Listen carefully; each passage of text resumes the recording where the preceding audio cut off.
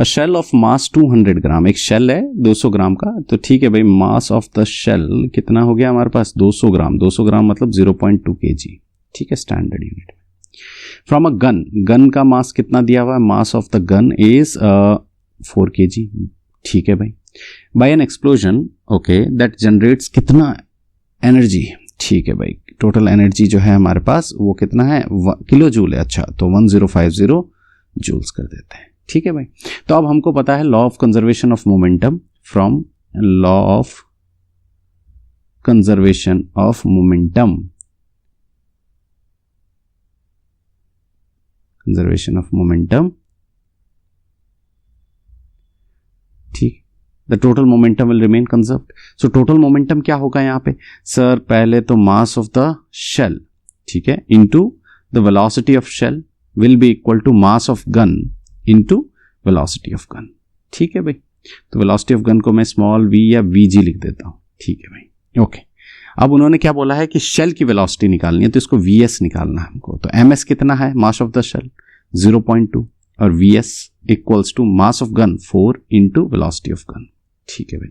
तो अब यहां से वेलोसिटी ऑफ गन हमको कितना मिल जाएगा, वेलोसिटी ऑफ गन मिल जाएगा 0.2 अपॉन 4 इंटू vs, पॉइंट उड़ा देते हैं, ये 0 आ गया, ये आ गया 1/20, ठीक है ना।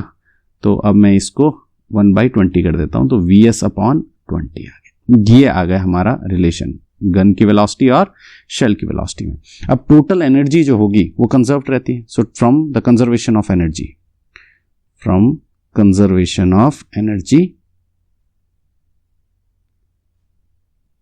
फ्रॉम कंजर्वेशन ऑफ एनर्जी क्या होगा हमारे पास यहाँ पे सर, कंजर्वेशन ऑफ एनर्जी ये बोलेगी कि भाई kinetic energy of shell plus kinetic energy of the gun will be equals to 1050, ये होना चाहिए जो गिवन है क्वेश्चन में। तो अब यहां पे हम क्या करेंगे, यहां पे हम लगा देते हैं half kinetic energy of shell.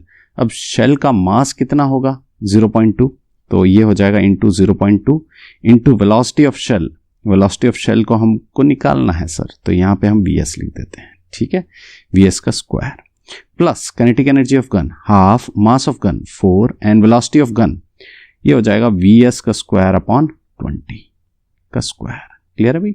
जब इधर सब्स्टिट्यूट करेंगे वेलोसिटी ऑफ गन में तो हाफ mv स्क्वायर होता है ना, तो vg स्क्वायर निकालना पड़ेगा हमको 1050, कोई दिक्कत मेरे हिसाब से नहीं।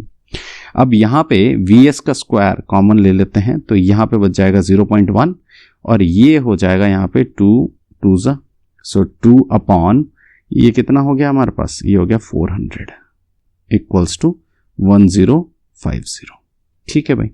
तो इसको क्रॉस मल्टीप्लाई कर देते हैं, ये हो जाएगा vs square equal to 40 + 2 whole divided by 400 equal to 1050, और वेलोसिटी ऑफ शेल कितनी हो जाएगी हमारे पास 1050 इंटू 400 डिवाइडेड बाई 42।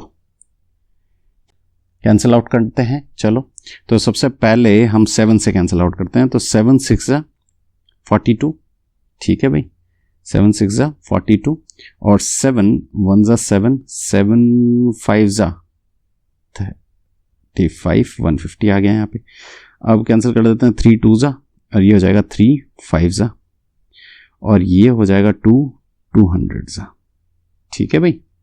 अब 200 × 50 ये कितना आ जाएगा हमारे पास, 200 × 50 हो जाएगा हमारे पास 10,000 और वेलोसिटी ऑफ शेल कितना आ गया हमारे पास 100 मीटर/सेकेंड। चेक करते हैं हमारा आंसर 100 मीटर/सेकेंड है या नहीं। तो बिल्कुल हमारा आंसर 100 मीटर/सेकेंड है, ऑप्शन ए।